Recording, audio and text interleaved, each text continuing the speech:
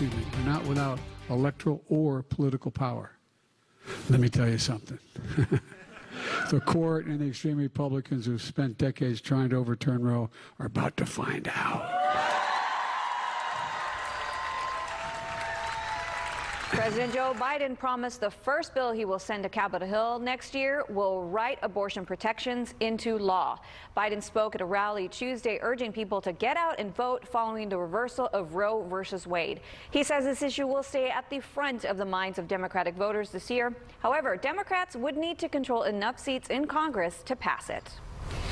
Well, abortion and immigration policies are just some of the cases that went or will go before the Texas Supreme Court as well.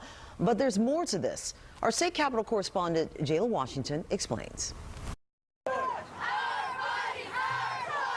From abortion to immigration policies, these are the sort of recent cases that have or are set to go before the Texas Supreme Court. Well, we represented the mothers of several children who were detained. Both the mothers and the children were detained in these immigration facilities, which is very harmful for the children. Amy Warr is the attorney for Grassroots Leadership, a group that challenged the state for trying to implement a rule that detention centers for families could be licensed child care facilities. A lower court ruled the group didn't have authority to be in court, representing parents in the immigration system.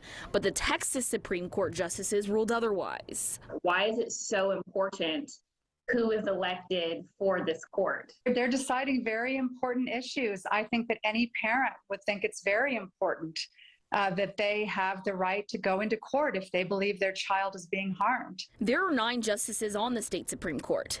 This November, Texas will vote on these 3 open justice spots. Yeah, the League of Women Voters has the best guide. Scott McCown, UT School of Law professor, says your average voter can do some digging on justices' policies on nonpartisan sites like the League of Women Voters. Most recently, the Supreme Court had a hand in rulings during the pandemic that affected people across Texas. And there was a lot of disagreement about what restrictions should be imposed. Now, the Texas Supreme Court has to sort all that out.